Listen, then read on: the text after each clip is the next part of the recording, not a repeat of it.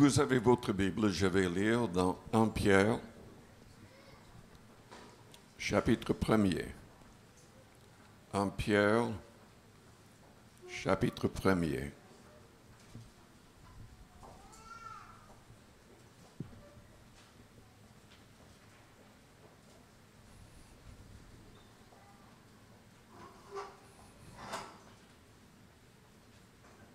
Commençons à lire au verset 3.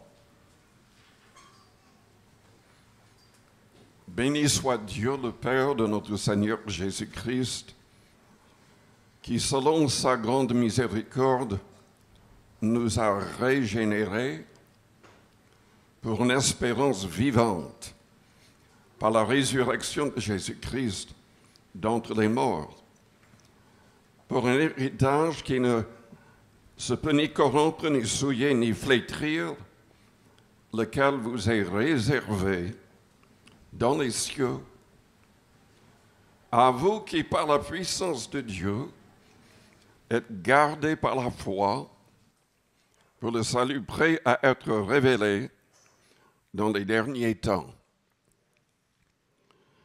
Je voudrais surtout souligner ce verset-là. C'est par la puissance de Dieu que les vrais chrétiens sont gardés. Au verset 17,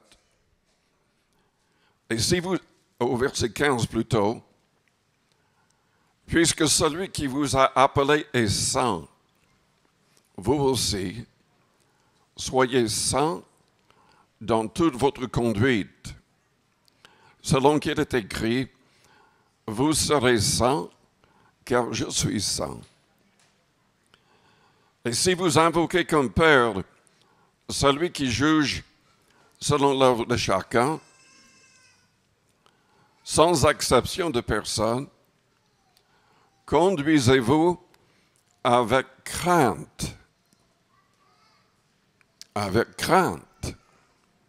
pendant le temps de votre pèlerinage, sachant que ce n'est pas par des choses périssables, par de l'argent ou de l'or, que vous avez été rachetés de la vaine manière de vivre que vous aviez hérité de vos pères, mais par le sang précieux de Christ, comme d'un agneau sans défaut et sans tache, et prédestiné avant la fondation du monde, et manifesté à la fin des temps à cause de vous, qui, par lui, croyez en Dieu, lequel l'a ressuscité des morts, et lui a donné la gloire en sorte que votre foi et votre espérance reposent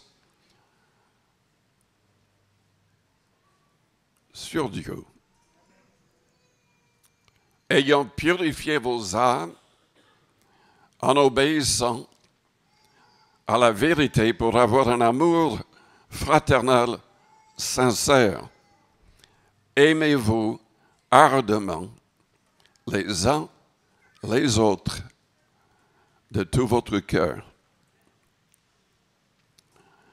Puisque vous avez été régénérés, non par une semence corruptible, mais par une semence incorruptible, par la parole vivante et permanente de Dieu. Prions le Seigneur avant d'aller plus loin. Père céleste, nous te louons, nous te bénissons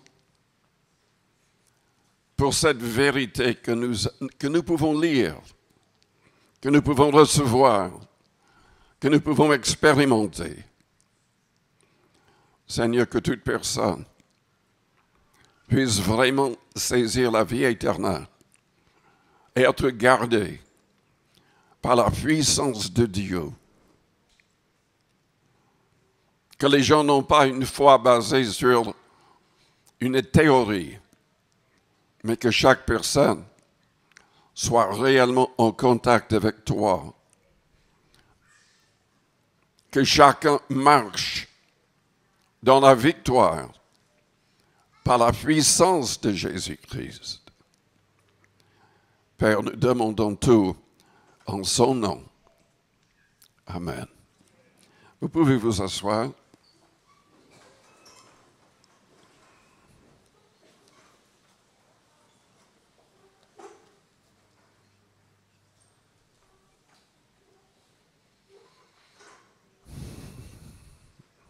Nous ne pouvons pas nous garder. Nous avons besoin de la puissance de Dieu. Sa puissance, c'est le Saint-Esprit. C'est la parole de Dieu.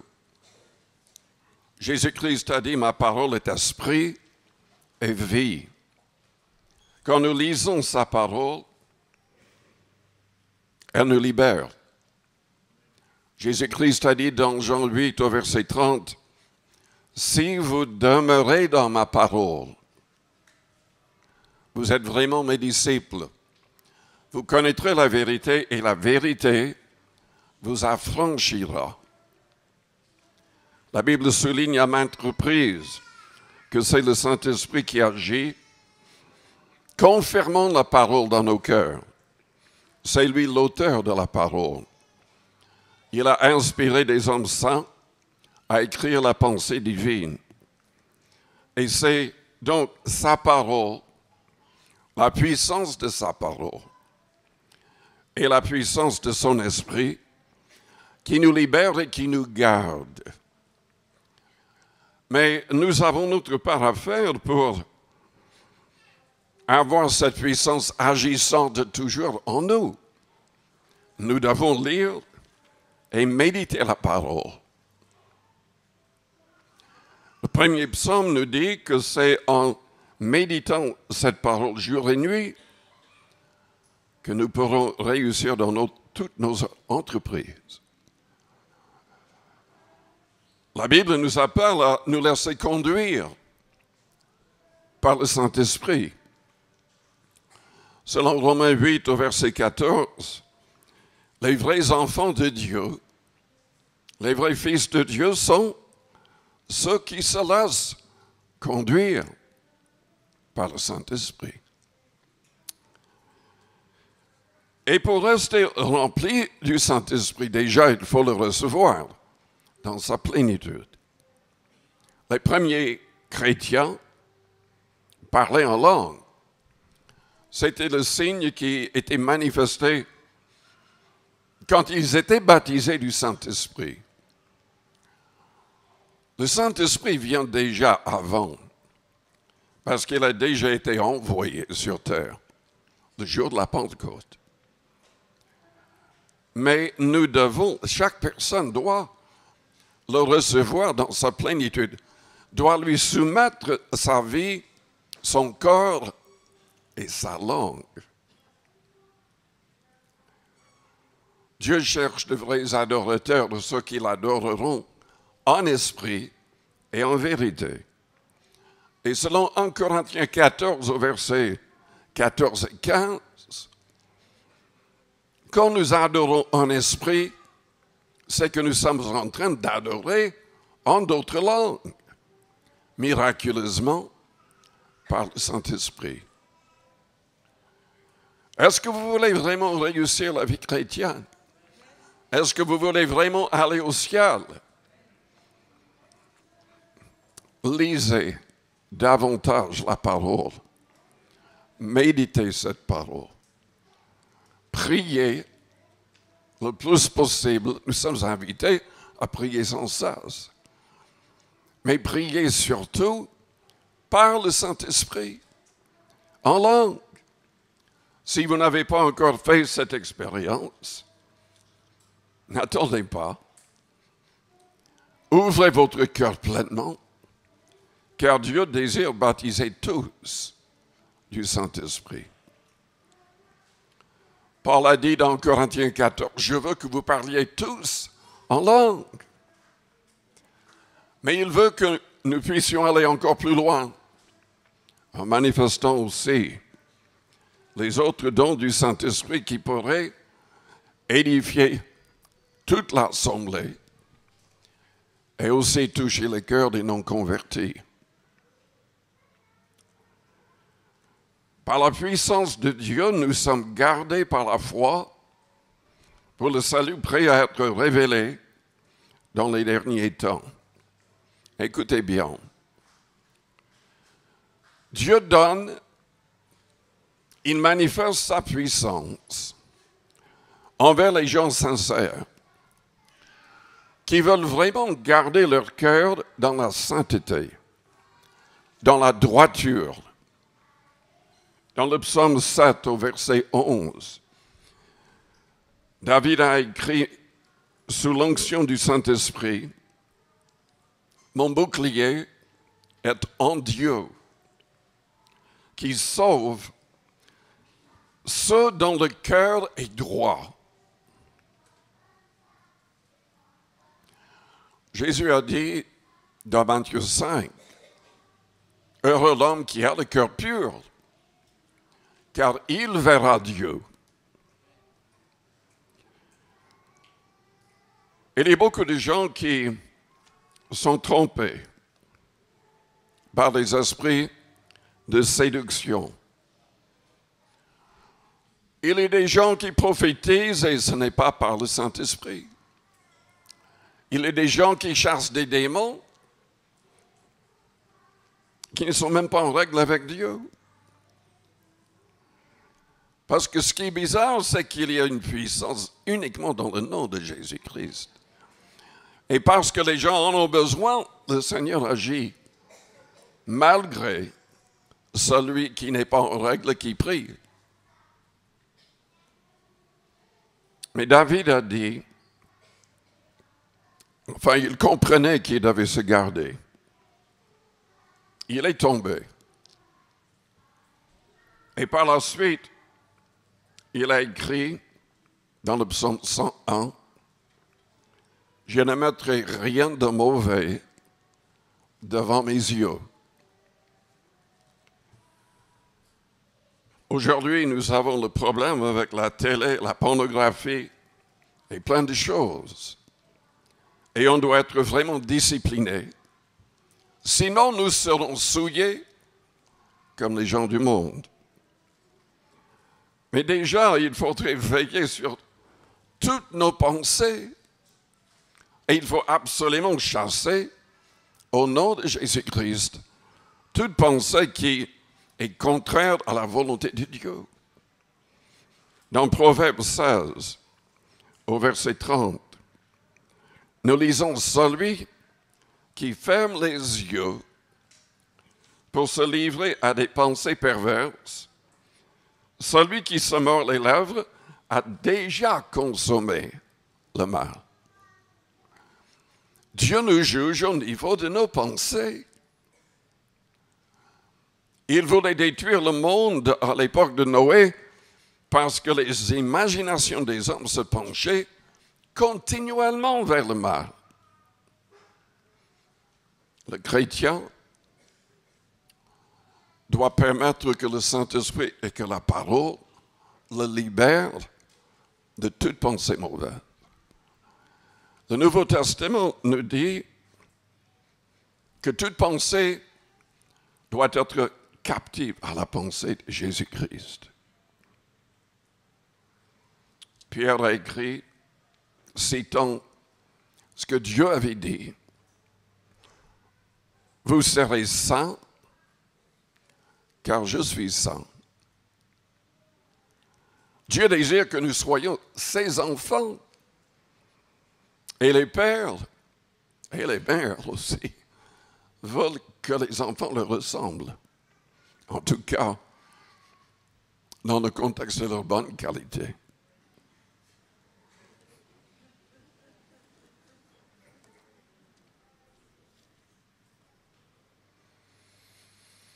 Soyez saints, car je suis saint, a dit le Seigneur. Et il nous donne la force d'être saints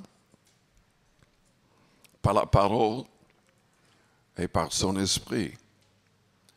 Mais comment rester rempli de l'esprit? Éphésiens 5, on parle.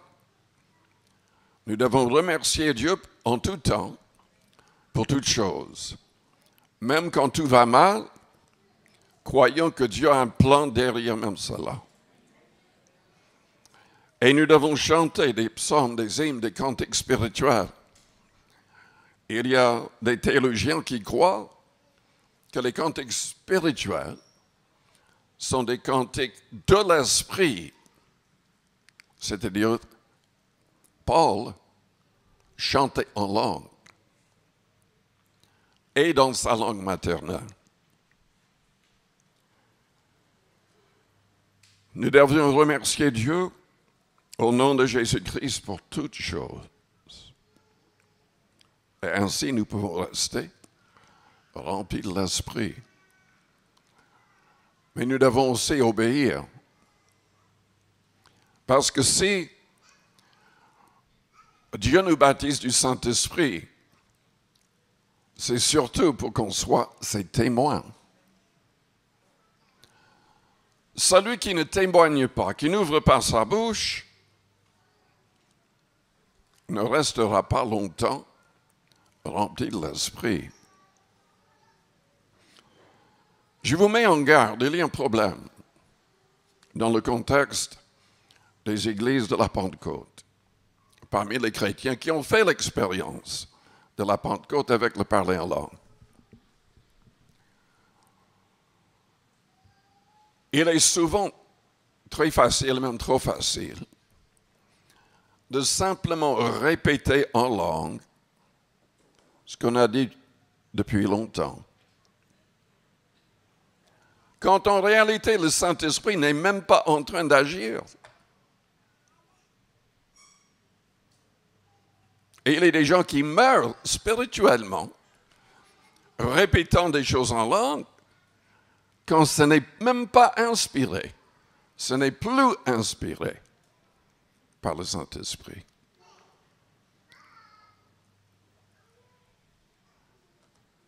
Quand nous parlons en langue, même avant de commencer à parler en langue, quand il y a le vrai parler en langue, on ressent la présence du Seigneur, mais très fortement. Et quand on prie ou adore en langue, sa présence, sa puissance devient de plus en plus forte. Mais il y a le problème que très souvent, les gens ne font que de répéter ce qu'ils disaient dans le passé. Faites très attention à cela. Dieu veut nous donner une manne fraîche quand nous lisons la Bible et quand nous prions. Il veut nous donner sa puissance. Donc il faut vraiment vouloir être réellement en contact, réellement dans le contexte de sa puissance. Parfois, pour toutes sortes de raisons, il faut un jeûne. Parfois prolongé, pour vraiment entrer dans le contexte de toute sa puissance. De toutes les manières, si vous voulez vraiment être utilisé par le Seigneur, si vous voulez être préparé pour chasser tout esprit mauvais, il faut jeûner et prier. Jésus-Christ a dit dans Matthieu 17 au verset 21 que certains démons ne sortent que par le jeûne et la prière. Tous les démons n'ont pas la même puissance, selon le Christ. Et parfois, parce qu'on ne jeûne pas, je vais vous lire un passage dans Luc 21, qui est lié à ce que je suis en train de dire. Luc 21.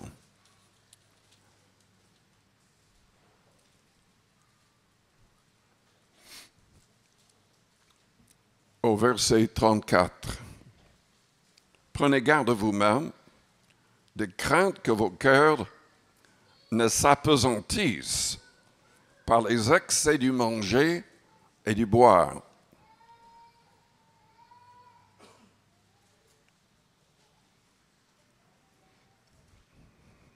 prenez garde de crainte que vos cœurs ne s'appesantissent par les excès du manger et du boire.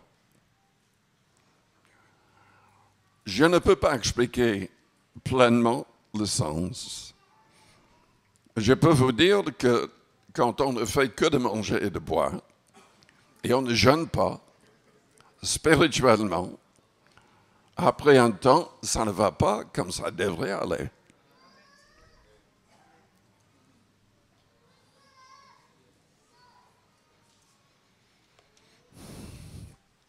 Dieu manifeste sa puissance quand nous suivons sa parole. Ce n'est pas à nous de tout comprendre. Pourquoi est-ce qu'on devrait prier? Pourquoi est-ce qu'on devrait jeûner? Peu importe, ça marche.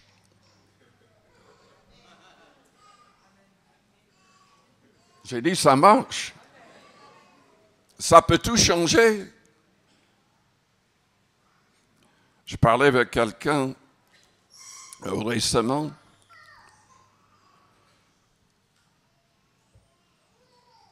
De l'importance de respecter les ministères. Le problème, c'est que parfois, enfin, je pense à un pasteur en particulier, il y a très longtemps, c'est un frère qui avait des milliers et des milliers de personnes qui venaient à son église. Et il avait toutes sortes de miracles. En fait, sans le dire à tout le monde, ce pasteur jeûnait et priait au moins 40 jours chaque année. Mais dans la ville, il y avait 5 ou 6 pasteurs qui étaient jaloux du fait qu'il y avait tellement de monde qui venait et qu'il y avait tellement de miracles. Ils ont commencé à enseigner que, en fait, il était sans doute sur la puissance des démons, qu'il accomplissait tout cela par les esprits mauvais. Faites très attention de ne pas parler ainsi. Ces pasteurs sont morts en moins de 6 mois. Parce qu'ils ont même publié dans un journal cela contre ce premier pasteur. Mort.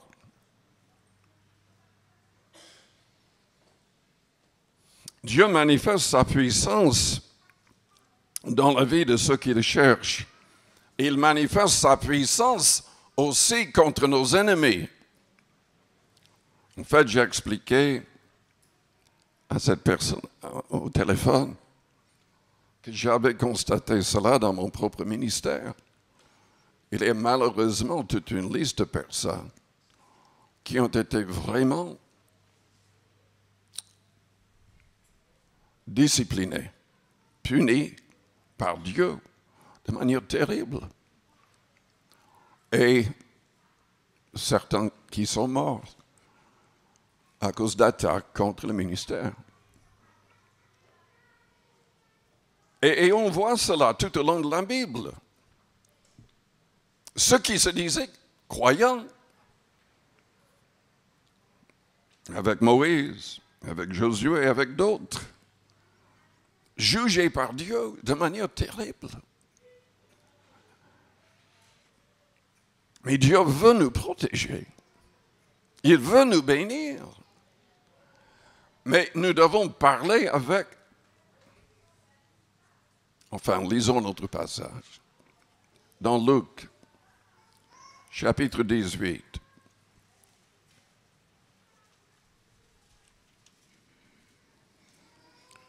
Il y a certaines choses que nous devons juger. Dans Corinthiens 5, la Bible en parle. Quand il y a des chrétiens qui se disent chrétiens, mais n'abandonnent pas certaines choses.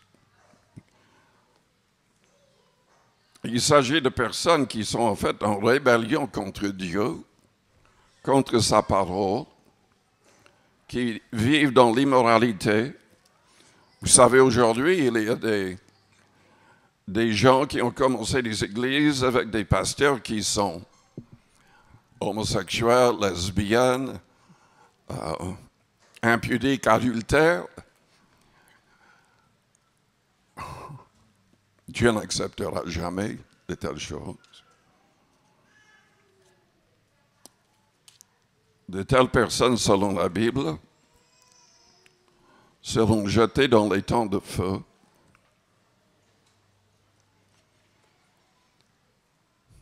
Mais dans Luc, chapitre 21, lisons déjà dans 18, Luc 18.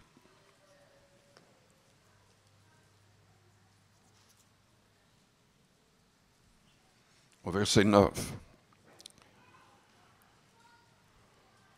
Comme je disais, il y a des choses que nous devons juger, nous devons intervenir. Si quelqu'un vient dans une assemblée et cette personne est outrageuse, insulte, si la personne continue dans l'immoralité, tout en disant que ce n'est même pas du péché, ce n'est pas grave. Selon la Bible, nous devons carrément les mettre à la porte. Nous ne devons pas les garder. Il ne s'agit pas de chasser des gens qui sont faibles et qui prient et qui veulent abandonner le péché. Il s'agit de gens qui sont carrément rebelles contre la Bible. Donc, dans ces cas-là, nous devons juger et agir. Mais selon le Christ dans Matthieu 7, à part cela, nous ne devons pas juger les autres. Dans Luc 18, au verset 9, nous lisons, il dit encore cette parabole. En vue de certaines personnes, se persuadant qu'elles étaient justes et ne faisant aucun cas des autres, deux hommes montèrent au temple pour prier. L'un était pharisien et l'autre publicain. Le pharisien debout priait ainsi en lui-même.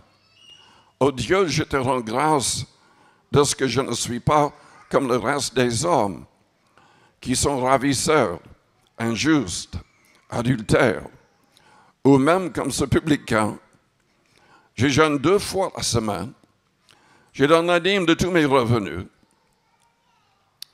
Le publicain, se tenant à distance, n'osait même pas lever les yeux au ciel, mais il se frappait la poitrine en disant, « Ô Dieu, sois apaisé envers moi, qui suis un pécheur. » Je vous le dis, celui-ci descendit dans sa maison justifié plutôt que l'autre. Car quiconque s'élève sera abaissé, et celui qui s'abaisse sera élevé.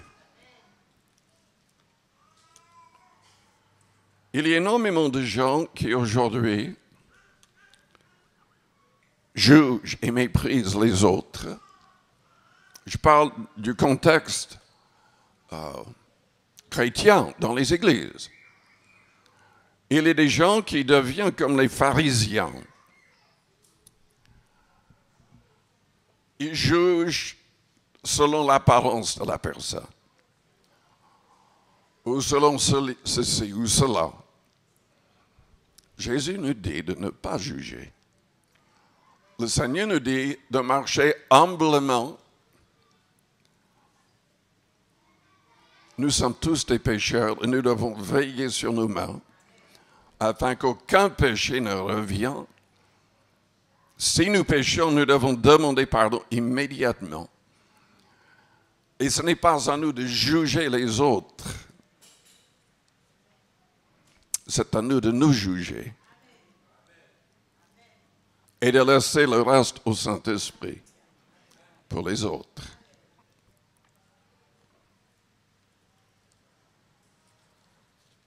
C'est bien de jeûner, c'est bien de donner la dîme, mais ce n'est pas ça qui nous élève plus au-dessus des autres.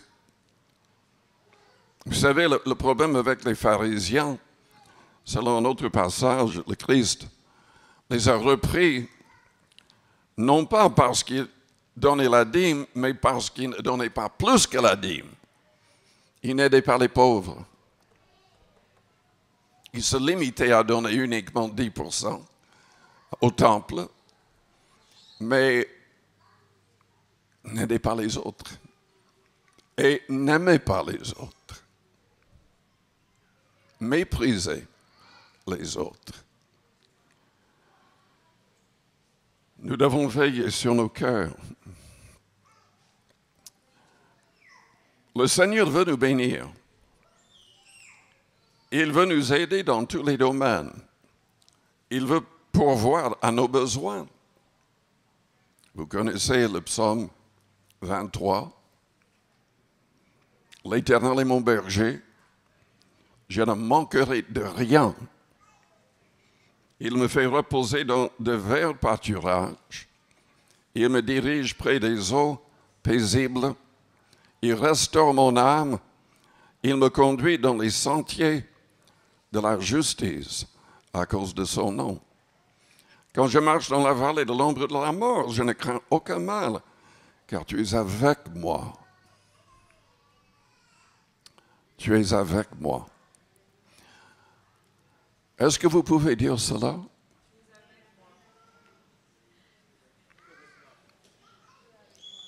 Pouvez-vous le dire sincèrement? Que le Seigneur est vraiment avec vous. Vous ressentez en tout temps qu'il vous conduit. C'est facile de le dire. Et ce n'est pas toujours le cas. Il est là, mais on n'est pas conscient du fait qu'il est là. Et dans certains cas, il y a des gens qui se disent chrétiens et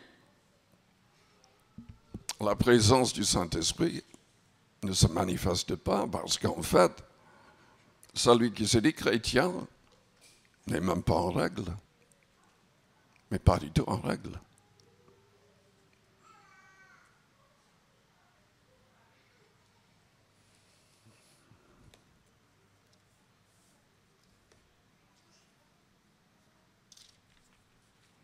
Vous savez, Dieu veut nous bénir, il veut nous protéger, mais nous devons être conscients de sa présence et nous devons savoir l'écouter et le suivre véritablement. Véritablement. Déjà, nous le suivons en obéissant à ses commandements dans la Bible.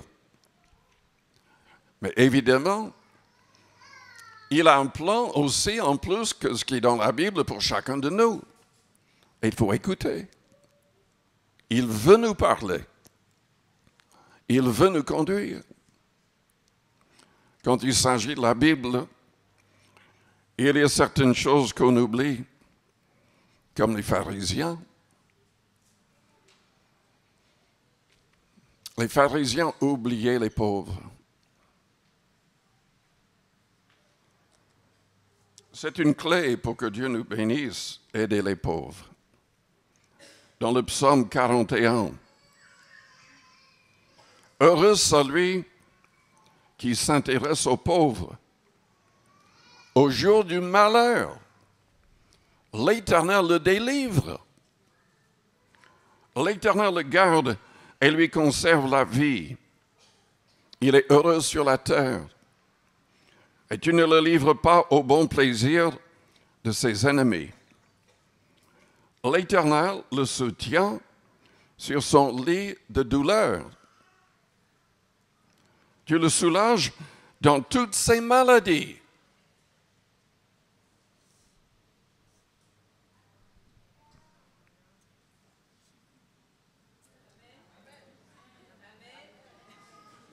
Vous savez, quand on parle de la guérison divine, on parle rarement de ce passage.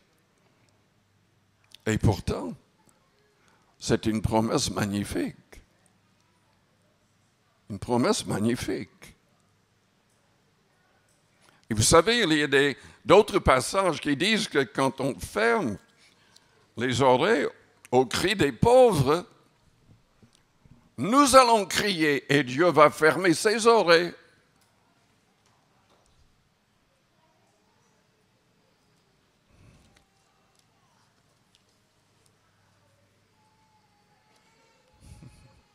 Il y a quelque chose que les gens ne comprennent pas. Il y a, je constate sur Facebook et sur l'Internet, de très grandes querelles, disputes au niveau du principe de la dîme. Certains qui disent que, si on parle de la dîme, ça ne fait pas partie du Nouveau Testament, c'est de l'escroquerie, etc., etc. Et d'autres insistent sur des passages comme dans Malachie, qui est de l'Ancien Testament, et qui parle en faveur de la dîme. Il y a quelque chose que les deux ne voient pas, souvent. Déjà, si vous lisez dans Malachie 3, Dieu avait dit qu'il protégerait de celui qui dévore ceux qui donnaient fidèlement. Mais si vous lisez attentivement le passage, ce n'était pas en donnant attentivement ou uniquement la dîme. Tu as dit que Israël à l'époque l'avait trompé avec les dîmes et les offrandes. Dieu voulait que les Israélites aident les pauvres aussi et qu'ils donnent en plus que la dîme. Jésus a dit la même chose aux pharisiens dans le Nouveau Testament, qui se limitaient à donner la dîme, mais qui ne prenaient pas soin des pauvres, qui méprisaient les autres. Est-ce que c'est biblique de parler de la dîme pour les chrétiens? Moi, je crois que oui. Parce que selon Hébreux, dans le Nouveau Testament, selon Hébreux 7 au verset 8, au ciel, celui dont il est attesté qu'il est vivant reçoit la dîme. La Bible le dit. Et le verset 25 souligne qu'il s'agit de Jésus-Christ, qui intercède pour nous parce qu'il est vivant au ciel.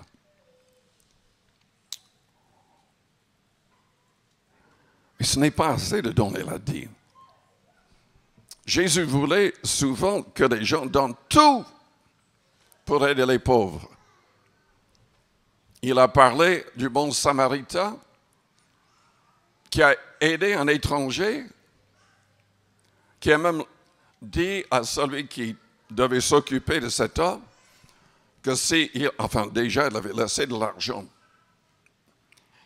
Mais il a dit, si quelque chose manque, je paierai le reste. Contactez-moi. Au jeune homme riche qui voulait la vie éternelle, le Seigneur lui a dit quoi? Et il a dit ailleurs aussi, plusieurs fois, si tu veux une récompense, un trésor au ciel, vends tout ce que tu as. Donne-le aux pauvres.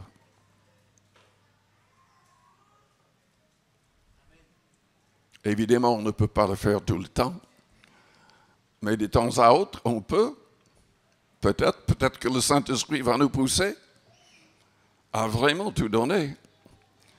Nous voyons cela dans le Nouveau Testament, dans Actes, quand il y avait les 3000 âmes qui se sont converties. Ces 3000 âmes n'étaient pas de Jérusalem. Ces gens sont venus de toutes les nations pour la fête juive de Pentecôte, ne comprenant rien du christianisme encore.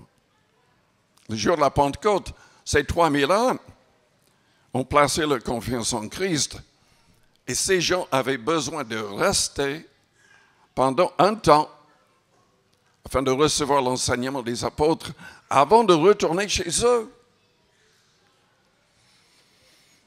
Et il n'y avait que les 120 fidèles. qui ont été baptisés du Saint-Esprit dans la chambre haute. Comment s'occuper de 3000 personnes, même pendant quelques semaines?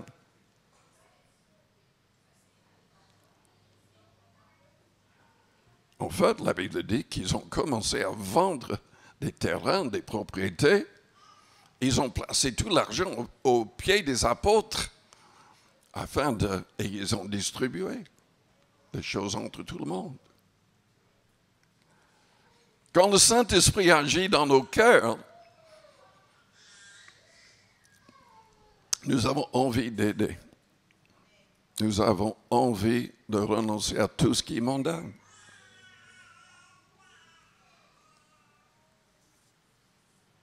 Mais il faut avoir la puissance de Dieu et la foi.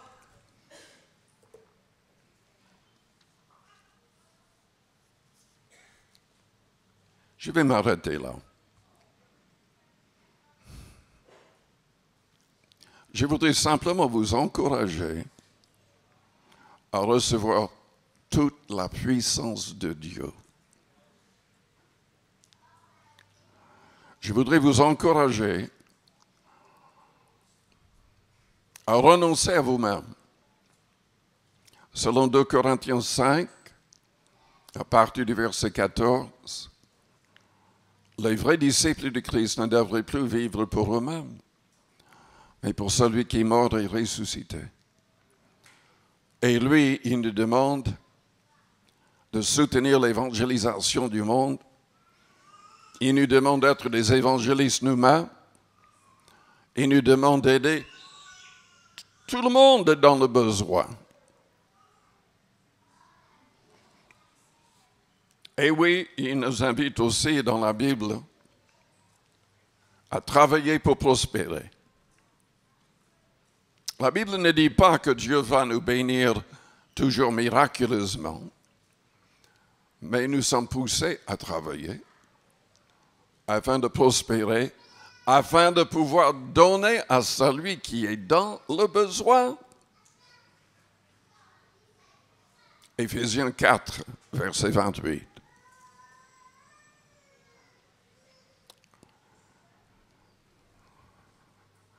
La vraie foi est liée à nos œuvres.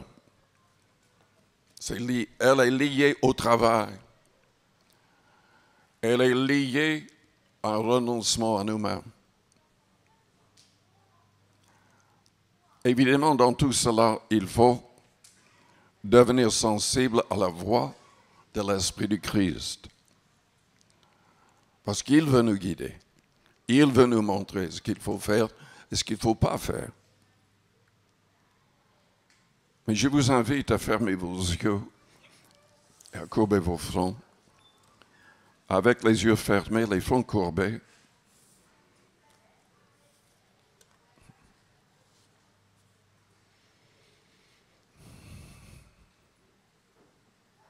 Peut-être que vous êtes là et en étant honnête avec vous-même, vous savez que vous ne pouvez pas dire que vous ressentez la présence du Seigneur. Vous ne pouvez pas dire que votre vie, que votre cœur soit vraiment en règle. Mais vous êtes là parce que, au fond de votre cœur, vous avez envie de connaître la vérité. Vous voulez sauver votre âme. Vous avez le désir d'avoir une relation réelle avec le Christ. Si vous avez besoin de prière dans ce sens, faites-moi signe. En élevant votre main, je voudrais prier pour vous. Merci. Oui. Plusieurs personnes élèvent la main. Père Céleste, je prie pour toutes ces personnes. Je prie pour toute l'Assemblée. Aide-nous à nous approcher davantage de toi. Libère toute personne liée par le péché ou les habitudes mauvaises. Purifie-nous, sanctifie-nous, pardonne-nous. Seigneur, que tous arrivent à marcher selon tes commandements, selon ton Esprit Saint. Au nom de Jésus-Christ.